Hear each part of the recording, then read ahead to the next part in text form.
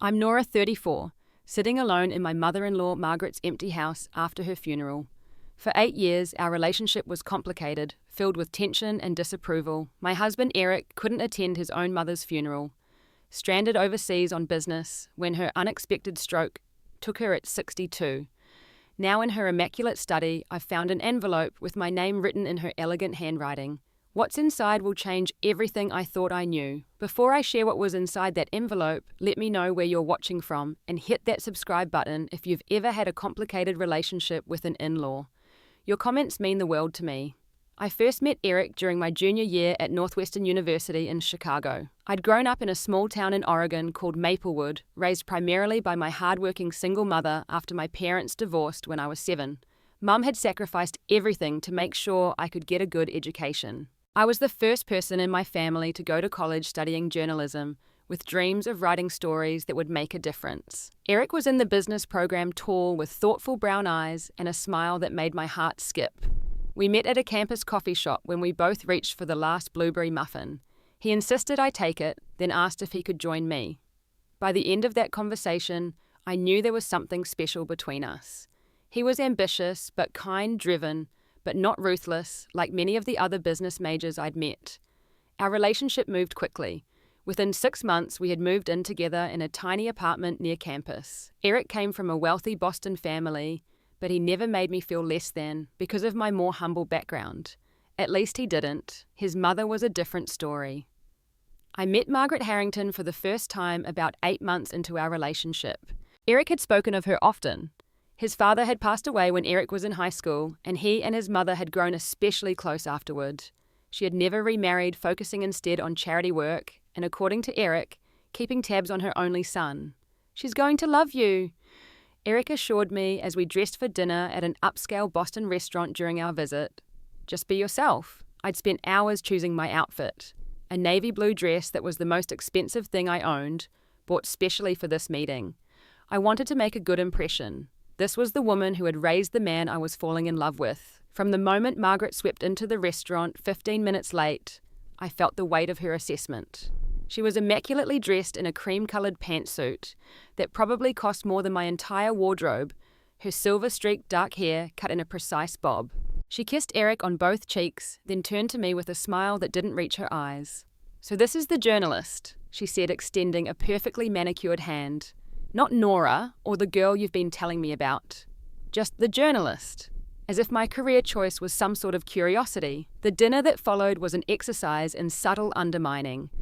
Margaret asked about my family, then responded with a tight smile when I mentioned my mother was a dental receptionist. "And your father?" she asked, cutting into her salmon with surgical precision.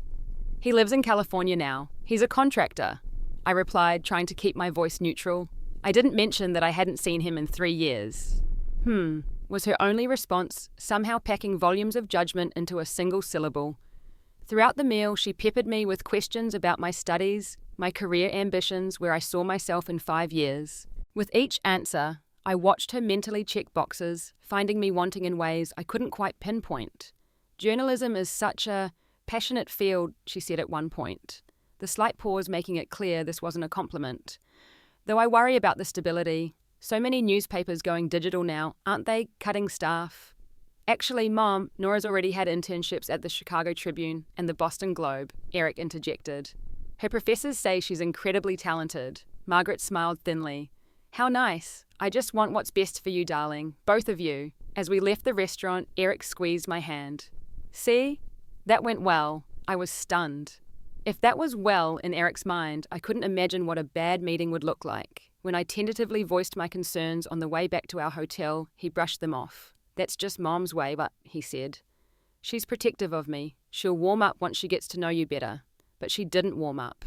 Over the next 2 years, as Eric and I finished college and moved to Chicago to start our careers, Margaret remained coolly civil during our visits to Boston and her occasional trips to see us. She never openly criticized me, but her disapproval hung in the air like a persistent chill. When Eric proposed on our 2-year anniversary, I was ecstatic. He hadn't told Margaret of his plans beforehand, which I took as a small victory. We called her together to share the news. "Well," she said after a moment of silence, "this is certainly sudden. We've been together for 2 years, Mum." Eric set his arm around me as we sat on our couch phone on speaker. Yes, but you're both so young, just starting your careers. She paused. I suppose congratulations are in order. Have you set a date? Not yet, I said, trying to maintain my happiness despite her dampening effect. We're thinking maybe next summer. Summer weddings are so predictable, she responded. And hot. You might consider fall instead. The Harringtons have always had fall weddings. It was the first of many not-so-subtle attempts to shape our wedding into what she wanted rather than what we did. And unfortunately, it was just the beginning of my complicated relationship with Margaret Harrington. The engagement marked the beginning of what I now call the Margaret Marathon, an endurance test of wedding planning where every decision became a battleground. She had opinions on everything: the venue, the Boston Harbor Hotel, where Harringtons always had their special events, the guest list, heavy on Boston society names, light on my family and friends, even the flowers, no lilies. They reminded her of funerals, despite being my favorite. Eric tried to mediate, but his default position was usually, maybe Mom has a point. I compromised more than I should have, justifying it as respect for his family traditions. But when she tried to change our wedding colours from blue and silver to cream and gold without consulting me, I finally put my foot down. It's our wedding, not just hers, I told Eric during a tense conversation in our apartment. I've been flexible on almost everything else, but this matters to me. She's just trying to help, he said, his standard response. She's planned dozens of events like this. But this isn't just any event. It's our wedding day. After much discussion, Eric reluctantly agreed to talk to his mother. I wasn't present for the conversation, but whatever he said must have registered somewhat, because Margaret backed off, at least on the colours. The week before the wedding, we flew to Boston for final preparations. I'd asked my mother to come early too, hoping that maybe the two mothers could bond over wedding details. It was a naive hope. Margaret treated my mother with the same polite distance she showed me arranging for her to stay at a hotel rather than offering a guest room in her spacious home where Eric and I were staying. It's just easier this way, Margaret explained when I questioned her. Your mother will have her privacy and we're going to be so busy with last-minute arrangements. On our wedding day, I was getting ready with my bridesmaids when my maid of honour, Jenna, came into the room with an odd expression. Your mother-in-law is wearing cream, she said quietly. What? I turned from the mirror where I was having my makeup done. A cream-coloured dress, almost white. It was a small thing perhaps, but it felt deliberate. Another way for Margaret to centre herself at our wedding. I took a deep breath and decided not to let it ruin my day. The ceremony itself was beautiful despite Margaret's subtle attempts at sabotage. She'd changed the processional music at the last minute, claiming there had been a misunderstanding with the string quartet. During the reception, she monopolised Eric for photographs, leaving me to greet guests alone for nearly an hour. When it came time for toasts, her speech was all about Eric as a child and how she'd raised such a wonderful son with barely a mention of me or our relationship. My mother noticed. Is she always like this? She asked me quietly as we watched Margaret holding court at a table of her friends. Pretty much, I admitted. Eric doesn't see it. Mum squeezed my hand. Just remember who he chose to marry, she said. You, not her. I clung to that thought during the early years of our marriage, as Margaret's interference continued. She called Eric daily sometimes, while we were having dinner or even in bed. She began making surprise visits to Chicago every few months, always expecting to stay in our home rather than a hotel. She criticised everything from how I organised the kitchen to the way I folded Eric's shirts. Eric likes his collars pressed this way, she would say, redoing my work. Or, the Harrington silver is actually stored with anti-tarnish strips between each piece as she reorganised our wedding gifts. I tried establishing boundaries. We love having you visit, Margaret, but maybe next time we could have a little advance notice. This was met with wounded looks and comments to Eric about feeling unwelcome in my only son's home. Eric constantly found himself caught between us. To his credit, he occasionally stood up for me, asking his mother to call before visiting, for instance. But more often, he tried to keep the peace by giving in to her demands. It's just easier this way, he would say, echoing her words. Our first major argument about Margaret came when we bought our first house, a charming 3-bedroom in a leafy Chicago suburb. We were so proud of this milestone achieved through years of saving and hard work. Margaret flew in to help us settle, which apparently meant critiquing every choice we'd made. Hardwood would have been better than this carpeting, she noted in the living room. And these kitchen cabinets. They're not real wood, are they? The final straw came when she rearranged our bedroom furniture while I was at work. I came home to find our carefully positioned bed moved to the opposite wall and a chair I loved relegated to the guest room. The feng shui is much better this way, she explained, and that chair was throwing off the whole aesthetic. That night after she'd gone to bed in our guest room, I confronted Eric. This has to stop, I said, keeping my voice low. She can't just come into our home and take over. She's trying to help, he replied the familiar refrain. No, she's trying to control. There's a difference? I was fighting back tears of frustration. Do you know how it feels to have every choice I make second-guessed, assumed, to be made to feel like an intruder in my own marriage? You're overreacting, Eric said, but I could see doubt in his eyes. Mum just has strong opinions. And your opinion? Do you have one that isn't just echoing hers? The words came out harsher than I intended. He looked stung. That's not fair, isn't it? When was the last time you chose my feelings over hers? When was the last time you saw how her behaviour affects me? That argument ended without resolution, like so many others about Margaret.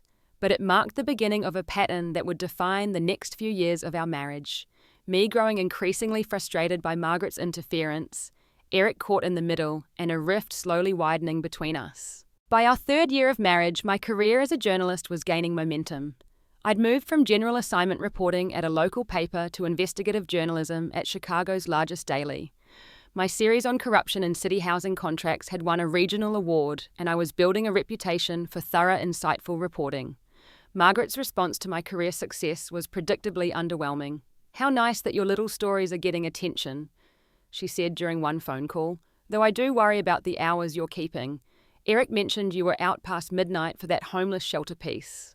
That can't be good for your marriage." What she didn't say directly but implied constantly was that my career focus was the reason Eric and I hadn't yet provided her with grandchildren.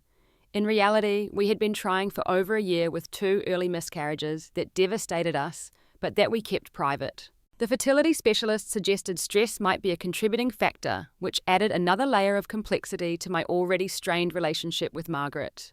"When are you two going to start a family?" she would ask during almost every visit. "Eric would make such a wonderful father, and I'm not getting any younger, you know." Each time I would feel a stab of guilt and inadequacy, while Eric would mumble something about "when the time is right." He never told his mother about our struggles, despite my suggestion that it might make her more sensitive. "She'll just worry," he said, "or offer to pay for treatments, and then she'll feel entitled to be involved in every decision." He wasn't wrong about that. Margaret's financial generosity always came with strings attached. When she offered to contribute to our house down payment, it came with opinions on which neighbourhoods were acceptable. When she gave us a substantial cheque for our first anniversary, it was accompanied by suggestions for investment opportunities her financial advisor had identified. Eric's work as a management consultant meant frequent travel, leaving me to deal with Margaret alone more often than I liked. During one of his longer assignments in Los Angeles, she decided to come stay with me to keep you company. For 2 weeks, I endured daily commentary on everything from my work schedule to my grocery choices. Frozen vegetables. Nora, really, I always prepared fresh for Eric. It makes such a difference in the nutritional value. I bit my tongue so often I'm surprised it didn't develop calluses. Christmas that year brought another hurtful episode. Margaret hosted at her Boston home, as she did every year.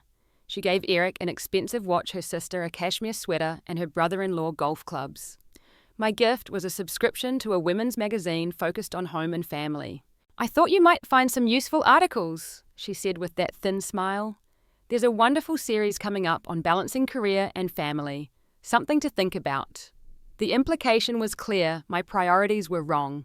I should be focusing on giving her grandchildren, not building my career. The breaking point came during a family gathering for Margaret's 60th birthday. Eric had organised a dinner at her favourite restaurant with extended family and her closest friends in attendance. I'd helped with arrangements, even creating a beautiful photo montage of her life that played on screens throughout the evening. During dinner, someone asked about my recent work. I mentioned briefly that I was working on a series about the opioid crisis in suburban communities. "Oh, Nora and her depressing stories," Margaret interjected with a laugh that held no humour. "I keep telling her no one wants to read about such unpleasant things over breakfast. but she insists on digging up trouble instead of focusing on more important things, like family. The table fell awkwardly silent. I waited for Eric to say something, to defend my work or at least acknowledge its importance. But he just studied his plate, then changed the subject to ask his uncle about a recent golf tournament. That night in our hotel room, I couldn't hold back anymore. "You let her dismiss my entire career, and you said nothing," I said, pacing the room while Eric sat on the edge of the bed. "Do you have any idea how that felt? She didn't mean it that way." He started, but I cut him off. "Stop. Please stop making excuses for her. She absolutely meant it that way, and you know it. This has been happening for years, Eric. Years of subtle digs, passive-aggressive comments, and outright criticism, and you just let it happen. What am I supposed to do?" he asked, running a hand through his hair in frustration. "She's my mother, and I'm your wife." My voice broke.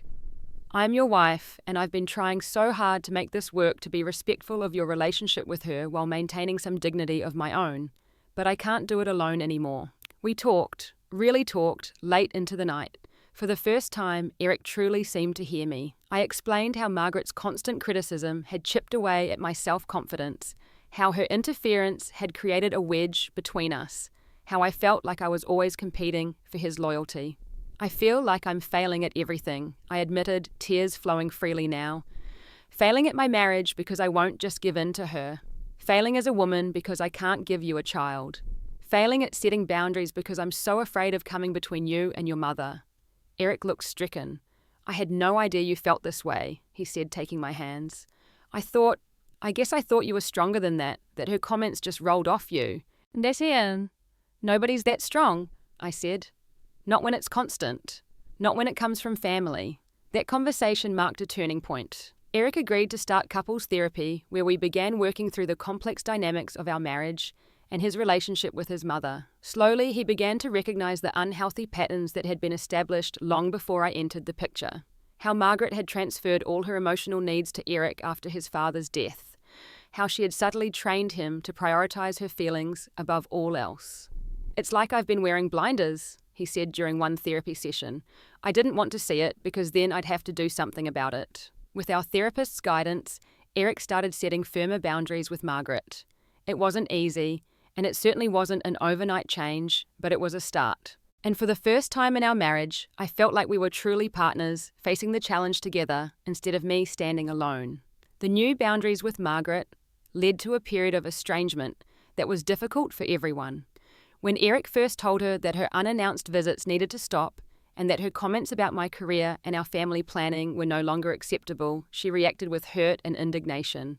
"After everything I've done for you," she said, tears welling in her eyes, "this is how you repay me, by turning against your own mother." "I'm not turning against you, Mom," Eric explained patiently. "I'm asking for respect, for my wife, my marriage, and the boundaries we've set as adults." "She's turned you against me," Margaret insisted. "You were never like this before her." For several months after that conversation, Margaret communicated with Eric only through brief formal texts and occasional stilted phone calls. She declined our invitations for visits, sent birthday cards without personal messages, and made it clear she felt deeply wounded by the new dynamic. Eric struggled with the estrangement more than he let on. I would sometimes find him staring at old family photos or checking his phone for messages that didn't come. Despite everything, he loved his mother and felt guilty for causing her pain. "Am I doing the right thing?" But he asked me late one night. "Sometimes I wonder if I'm being too harsh." "You're asking for basic respect," I reminded him.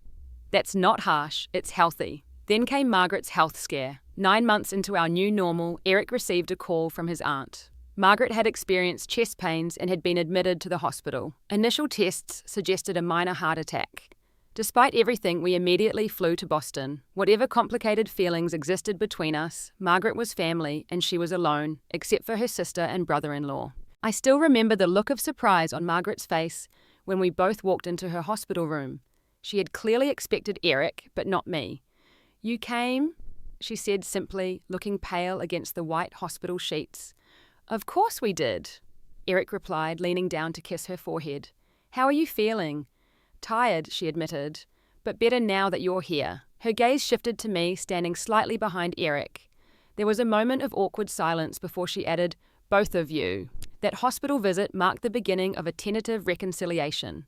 Margaret was advised to make significant lifestyle changes. More rest, less stress, a heart-healthy diet. Eric and I extended our stay in Boston to help her transition home and get settled with her new routine.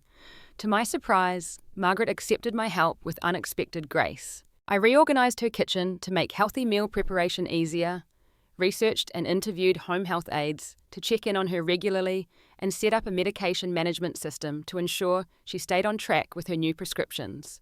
"You're good at this," she commented one afternoon as I arranged her pills in a weekly organizer. "Very efficient." Coming from Margaret, this was high praise indeed. During those weeks in Boston, I caught glimpses of a different Margaret, one who was vulnerable, sometimes frightened, and occasionally even grateful. Without the usual social facades and power dynamics, we found small moments of genuine connection.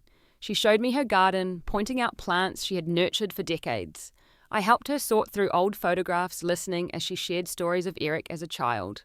One evening, while Eric was out picking up dinner, Margaret mentioned an article of mine she had read. "The one about the family separated at the border," she said.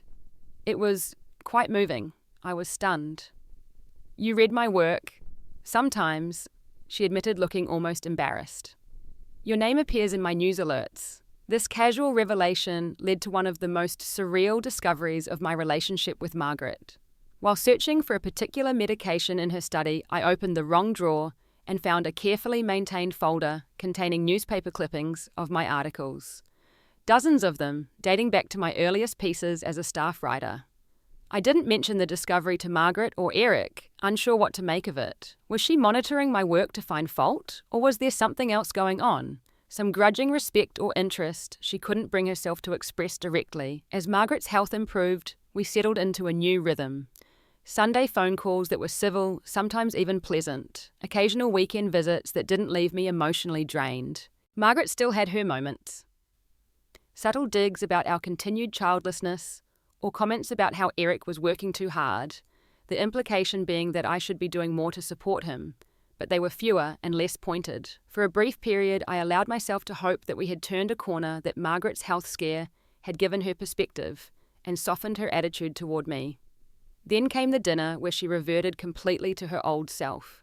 We had been in Boston for the weekend celebrating her successful 6-month post-heart attack checkup. Everything had been going well until she mentioned a friend's daughter who had just had a baby. "She put her career on hold, of course," Margaret said, looking pointedly at me. "Some things are more important than work after all." The familiar sting of her judgment brought me right back to where we'd started. Eric noticed my expression and, to his credit, stepped in immediately. "Mom, we've talked about this. Our family planning is our business, not yours." Margaret looked genuinely surprised, as if she'd forgotten our previous conversations completely. "I'm just making conversation," she said defensively. "I think I'm allowed to talk about babies with my own son and daughter-in-law. Not when you're using it to criticize Nora's career choices," Eric said firmly. What followed was our first real argument with Margaret since establishing boundaries. She accused us of overreacting, of being too sensitive. Eric stood his ground in a way I'd rarely seen, reminding her of the boundaries we'd set and the reasons for them. "If you can't respect these boundaries," he said finally, "then we need to rethink how often we visit." It was the first time he had explicitly threatened consequences for her behaviour. Margaret's face registered shock, then hurt, then a cold anger I recognised all too well. "I see," she said stiffly. "Well, if that's how you feel, perhaps it's best if you leave now instead of staying the night as planned." We did leave, checking into a hotel and flying back to Chicago the next morning. The ride to the airport was silent, both of us processing what had happened. "I'm sorry," Eric said finally as we waited at our gate. "I really thought she was changing." "Maybe change isn't linear," I suggested. "Maybe there will be backsliding and progress mixed together." He nodded, looking tired. "I just wish it wasn't so hard." The truth was, I wished that too. Despite everything, I didn't want to be the reason for conflict between Eric and his mother. I didn't enjoy the tension or the constant vigilance required to maintain boundaries. But I also knew we couldn't go back to the way things had been before. The subtle undermining the competition for Eric's loyalty, the slow erosion of my self-worth. What I didn't know then was that our complicated relationship with Margaret was about to take a turn none of us could have anticipated. 6 months after our confrontation in Boston, Eric was preparing for an important business trip to Japan. As a senior consultant, He was leading a team working with a major automotive manufacturer on streamlining their supply chain. The 2-week trip had been planned for months and couldn't be rescheduled without significant professional consequences. The night before his departure, Margaret called. Not Eric's phone, but mine. Something that had happened only a handful of times in our entire relationship. "Nora?" she said when I answered, her voice sounding strained. "Is Eric there?" "He's packing," I replied, glancing toward our bedroom where Eric was organizing his suitcase. "Do you want me to get him?" No, she said quickly. "I don't want to disturb him before his trip. I have this terrible headache. It started yesterday and won't go away. I've taken medication, but it's not helping." The complaint itself wasn't unusual. Margaret often shared minor health issues with Eric, usually as a way of garnering attention. But the fact that she was telling me set off alarm bells. "Have you called your doctor?" I asked. "I left a message," she said. "But you know how they are. It could be days before they call back. A persistent headache that doesn't respond to medication should be checked out." I said, my concern growing, "Especially with your heart history. Maybe you should go to urgent care." "Oh, I'm sure it's nothing," Margaret replied, though she sounded less certain than her words suggested. "I just wanted Eric to know I might not be able to take his calls for a day or two if this continues. I can barely look at screens with this pain." After the call, I relayed the conversation to Eric. He frowned, concerned but not alarmed. "She gets migraines sometimes," he said. "They usually pass in a day or two. I'll check in with her before I leave for the airport tomorrow." He did call her the next morning, but there was no answer. "She's probably resting," he reasoned as I drove him to the airport. "I'll try again when I land in Tokyo." Something didn't feel right to me. Margaret always answered Eric's calls no matter the time or circumstance. After dropping Eric at the departure terminal, I made a decision that would change everything. Instead of driving home, I headed to the interstate toward Boston. The 5-hour drive gave me plenty of time to second-guess myself. Was I overreacting? Probably. Would Margaret be annoyed to find me on her doorstep? Almost certainly. But something in her voice during our call had triggered a deep concern I couldn't shake. I arrived at Margaret's colonial-style home in Cambridge just after 3 p.m. The house looked quiet, curtains drawn despite the pleasant spring afternoon. I rang the doorbell several times with no response, then tried calling her phone, hearing it ring inside the house. My anxiety mounting, I used the spare key Eric had given me years ago for emergencies.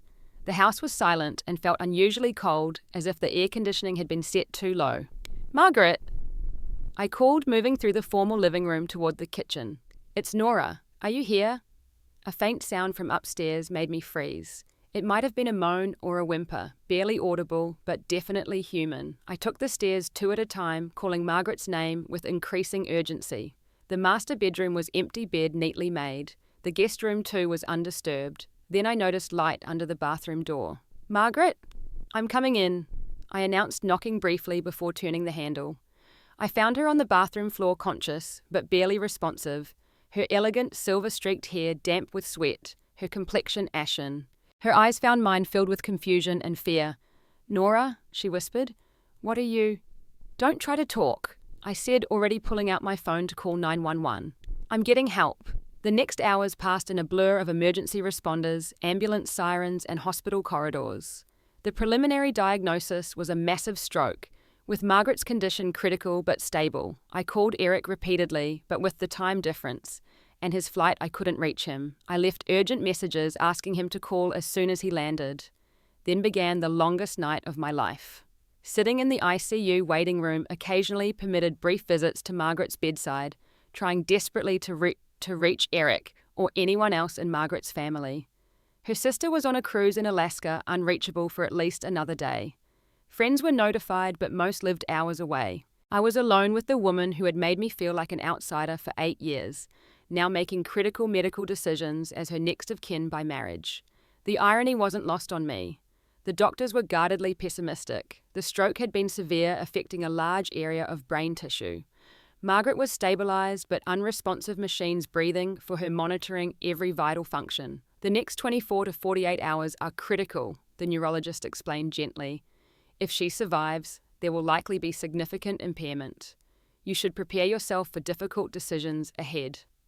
I nodded numbly, trying to absorb what he was saying, while part of my mind was still frantically calculating when Eric would land in Tokyo, when he would get my messages, how quickly he could possibly return. Late that night, a nurse allowed me an extended visit at Margaret's bedside. The usually formidable woman looked small and fragile among the tubes and monitors. I sat beside her, uncertain what to do or say, but unwilling to leave her alone.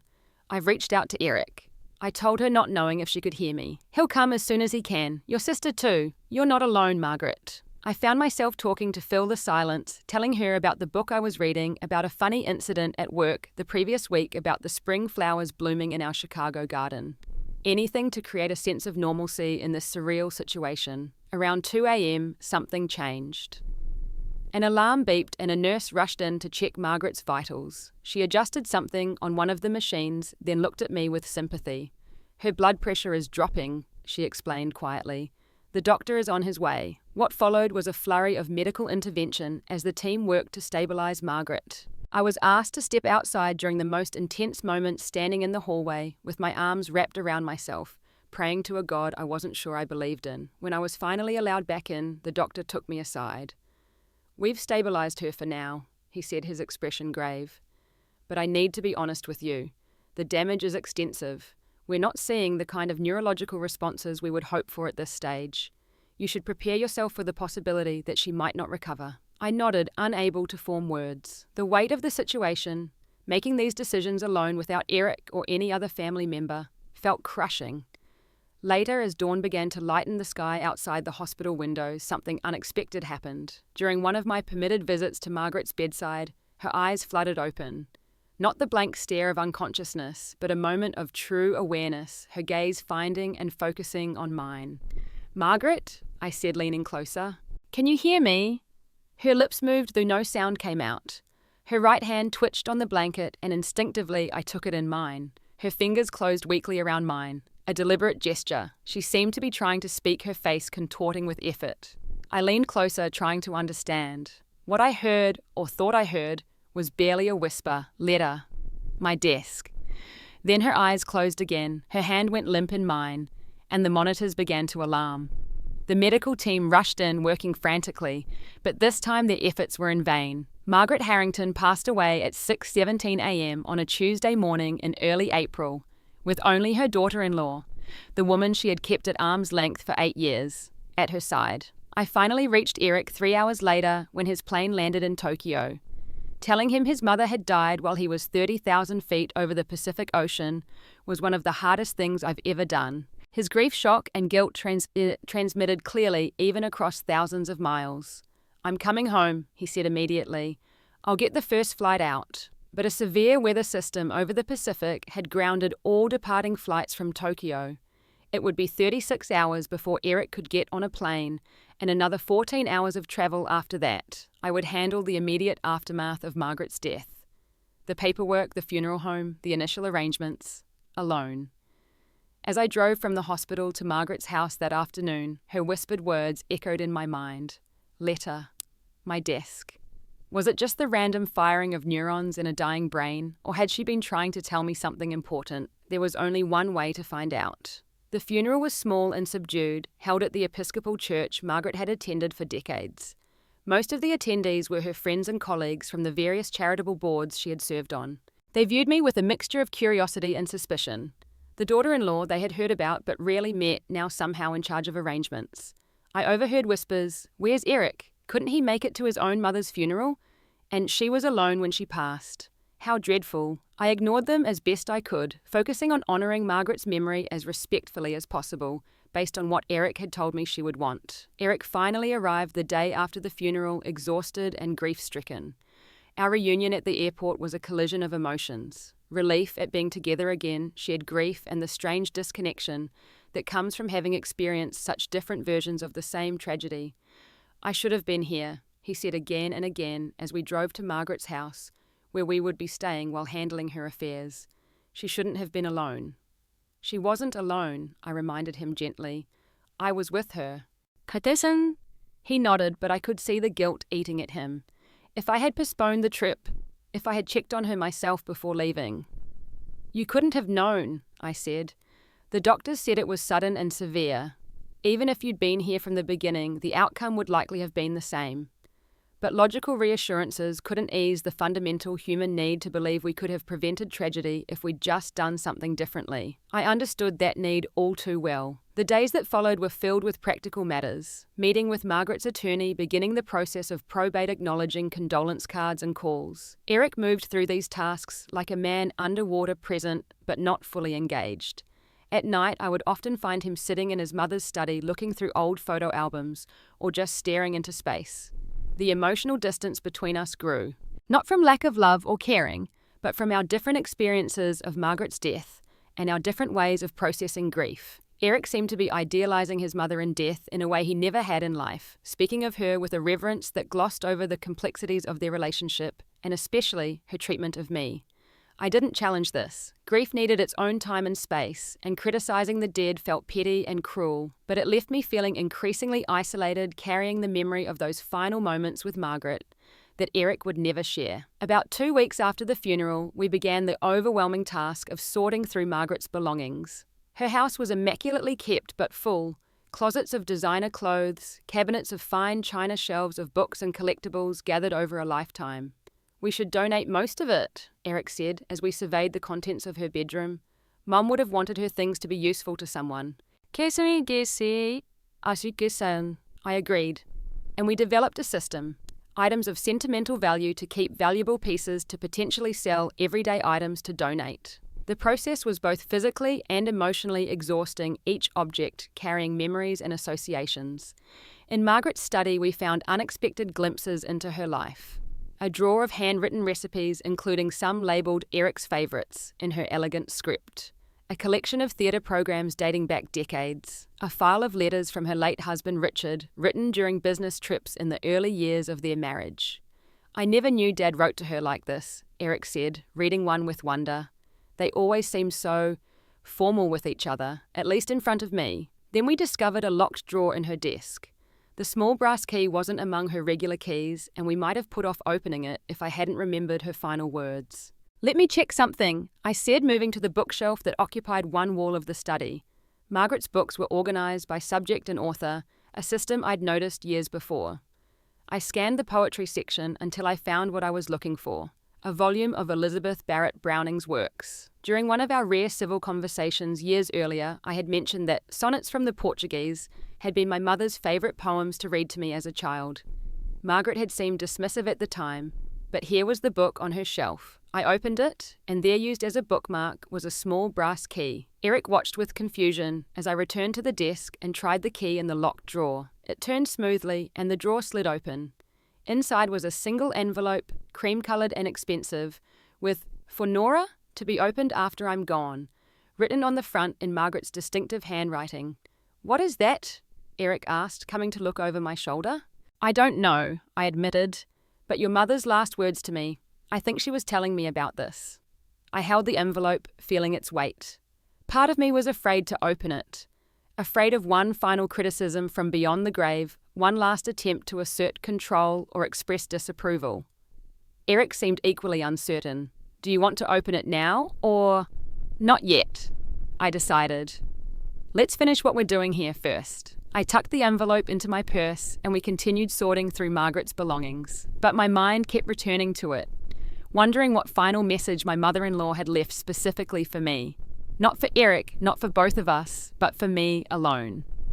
That night, after Eric had finally fallen into an exhausted sleep, I sat in the kitchen of Margaret's house, soon to be sold, the proceeds divided according to her will, and held the envelope in my hands. Whatever it contained, I realised I wanted to experience it alone first, without having to manage Eric's reaction alongside my own. With a deep breath, I carefully opened the seal and removed several sheets of Margaret's personal stationery, covered front and back with her handwriting. The letter was dated just 2 months earlier, after her heart attack, but before her stroke. "Dear Nora," it began, and as I read further, the floor seemed to drop away beneath me. My hands trembled as I read Margaret's elegant handwriting spreading across the pages. The letter began formally, almost stiffly, as if she had struggled with how to address me even in writing. "Dear Nora, if you're reading this, I am gone, and there are things I need to say that I couldn't bring myself to express while I was living. Things you deserve to know, though the knowledge comes too late for any real reconciliation between us. First, I must confess something that may shock you. My treatment of you over the years was never about you at all. It was about me, my fears, my jealousy, and my inability to break free from patterns established long before you entered our lives. When you first came into Eric's life, I saw everything I had never been able to be. You were independent, outspoken, talented in your own right.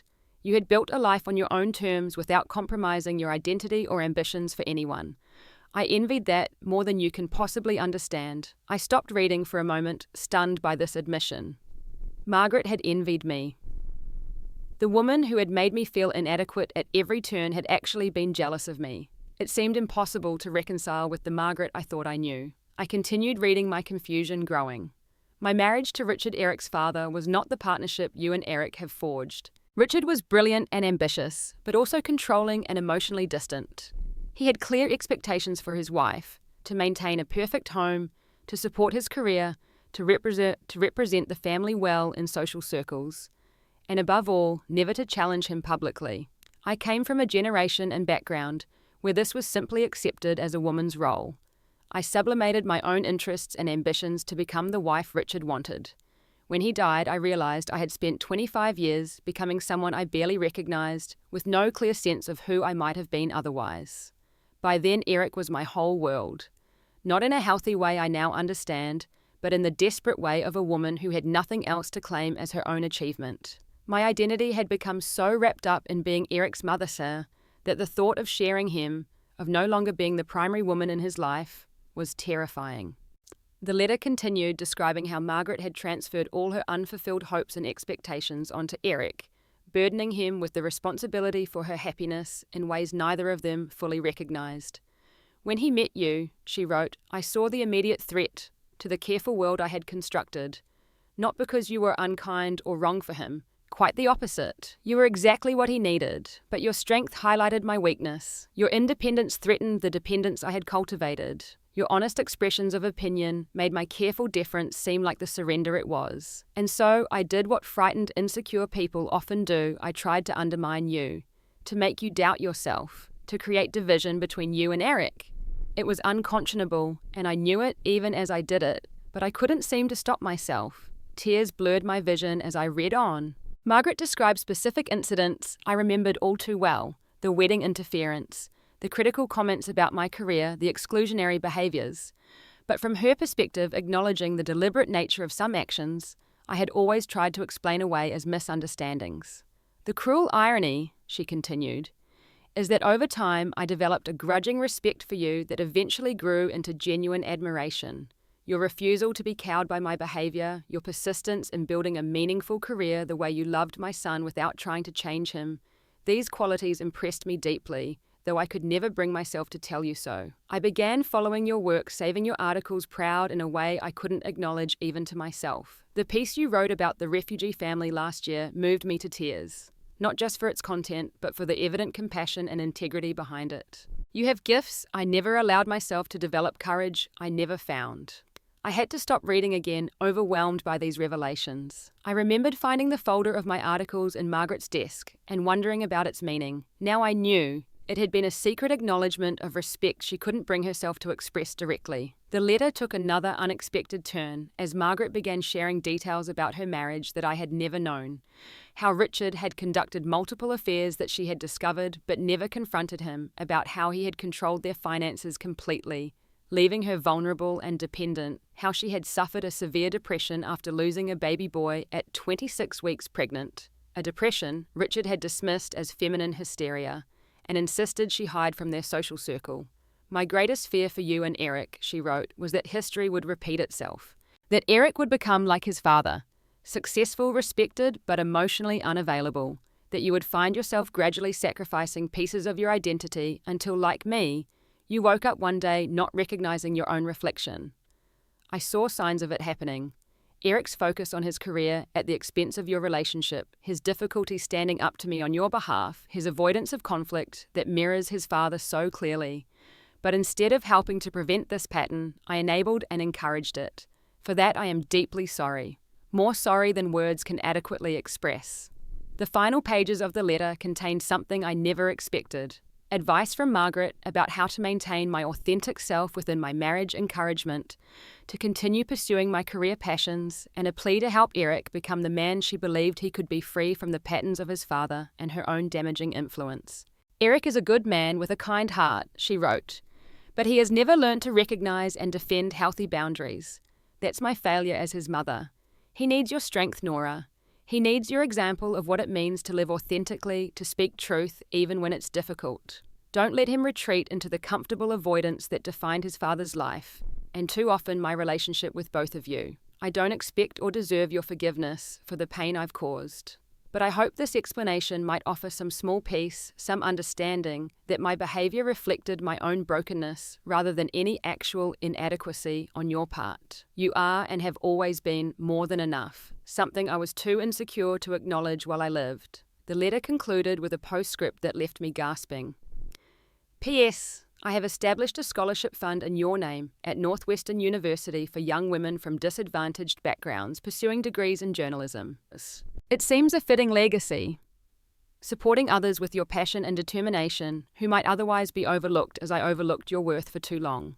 The details are with my attorney who will contact you. This doesn't begin to make amends, but perhaps it will help some small good come from our difficult history. I sat at Margaret's kitchen table until dawn broke, reading and rereading the letter, trying to reconcile this vulnerable, regretful woman with the formidable, critical mother-in-law I had known for 8 years. Both were real. Both were Margaret. The complexity of it, the missed opportunities for understanding the wasted years of antagonism based on fear and insecurity rather than actual dislike, felt overwhelming. When Eric found me there in the morning, red-eyed and exhausted, the letter spread out before me. I couldn't find words to explain what I had discovered. Instead, I simply handed him the pages and watched as he read his mother's final confession. Eric read the letter slowly, his expression cycling through disbelief, shock, pain, and finally a profound sadness that seemed to settle deep in his bones. When he finished, he carefully placed the pages down and sat in silence for several long moments. I had no idea, he finally said, his voice barely above a whisper, about any of this. Dad's affairs, the baby they lost, how controlled she felt. It's like she was a completely different person than the mother I thought I knew. People are complex, I said gently. We only see the parts of them they allow us to see. But I'm her son, he replied, looking lost. Shouldn't I have known? Shouldn't I have seen beneath the surface? She worked very hard to protect you from these truths, I pointed out. It seems like she spent her whole life crafting a specific image for you, of herself, of your father, of their marriage. That wasn't your failure, it was her choice. Eric picked up the letter again, rereading portions with a furrowed brow. The way she writes about Dad, I always thought they had this perfect marriage. He was my hero growing up. People can be good fathers and flawed husbands, I suggested. Those aren't mutually exclusive. He nodded absently, still processing. And what she writes about me, about seeing him in me. His voice trailed off, and I could see the painful self-examination beginning. Is she right? He asked after a moment, looking up at me with vulnerable eyes. Am I like him in those ways? Do I avoid conflict the way she describes? Have I failed to stand up for you the way I should have? This was dangerous territory. In his raw state of grief, my complete honesty might be more harmful than helpful. But Margaret's letter had laid bare so many unspoken truths already. It seemed wrong to add another layer of pretense. Yes, I said gently. In some ways you have been conflict avoidant, especially with your mother. And yes, there have been times I wished you had defended me more strongly against her criticism. We've talked about this in therapy. He winced but didn't argue, and her fears about our marriage, about you losing yourself the way she did. I considered this carefully. I don't think that's happened, I said finally. I've maintained my identity and my career more successfully than she did. But there have been compromises, adjustments. That's part of any marriage. But healthy compromises, he pressed. Or have you been silently sacrificing pieces of yourself to keep the peace the way she did with my father? It was a surprisingly insightful question, one that showed he was truly grappling with the implications of his mother's revelations. A bit of both, probably, I admitted. There are times I've swallowed my feelings to avoid conflict. Times I've adjusted my expectations rather than risk disappointment, but I don't think I've lost myself the way Margaret describes. My career has remained important to me, and you've supported that, even if you didn't always stand up to your mother about it. Eric seemed to absorb this turning pages of the letter again until he found a specific passage. She writes here about her hope that I'll become the man she believes I can be. What do you think she meant by that? I think she saw your potential to be better than your father's example, I said. More emotionally available, more supportive of your partner as an equal. She recognized good qualities in you that she wanted to see fully developed. He was quiet again, contemplative in a way I rarely saw him. The Eric I knew was action-oriented, quick to move on from difficult emotions to practical solutions. This more reflective version was something new, perhaps the beginning of the growth Margaret had hoped for. I need to do better, he said finally. For you, for us, for the family we might still have someday. I reached across the table and took his hand. We can both do better. That's what marriage is. Growing together, learning from our mistakes, building something stronger than what we inherited from our parents. Over the next few days, as we continued sorting through Margaret's belongings and finalising arrangements for her estate, Eric and I had deeper, more honest conversations than we'd managed in years of therapy. Margaret's letter had somehow given us permission to speak difficult truths about his parents' dysfunctional marriage, about patterns he had unconsciously adopted, about my own compromises and resentments. We discovered as Margaret's attorney confirmed that she had indeed established the scholarship fund in my name, a surprisingly generous endowment that would support young women journalists for decades to come. It was a gesture so at odds with the Margaret I thought I knew, that it underscored how little I had understood her complex inner life. The attorney also delivered another surprise, a separate letter addressed to Eric that contained Margaret's final wishes for her remains. She wanted to be cremated with her ashes scattered in a garden at their family's summer home in Maine, a place she had found peace. She rode away from the social pressures and expectations of Boston society. She never told me any of this, Eric said, shaking his head in wonder. We had talked about funeral arrangements after her heart attack, and she insisted on a traditional burial in the family plot. This is completely different. Maybe writing these letters gave her permission to express what she truly wanted, I suggested, without worrying about appearances or expectations. We honoured her wishes, making the trip to Maine the following weekend to scatter her ashes among the wildflowers beginning to bloom along the rocky coastline. The small summer cottage which Eric had inherited held happier memories for him. Summers away from the formality of their Boston life, rare glimpses of his mother relaxed and laughing. She used to read to me on that porch, he told me, pointing to a weathered deck overlooking the ocean. Poetry sometimes, not just children's books. I'd forgotten that until now. As spring turned to summer, we returned to our lives in Chicago, but with subtle shifts in our relationship. Eric began seeing a therapist individually, working through his complicated feelings about his parents and the patterns he wanted to break. I found myself thinking about Margaret differently, not excusing her behaviour toward me, but understanding it with more compassion than I had managed while she was alive. About a year after Margaret's death, I wrote an anonymous article for a national magazine about forgiveness, generational trauma, and the unspoken burdens people carry. I didn't share the specifics of Margaret's letter, but I explored the broader themes: how people often hurt others from their own places of pain, how understanding someone's story can transform anger into compassion, how the courage to be vulnerable might come too late for reconciliation in this life, but can still offer healing to those left behind. The article went viral, generating thousands of comments from readers sharing their own experiences of complicated relationships and posthumous understandings.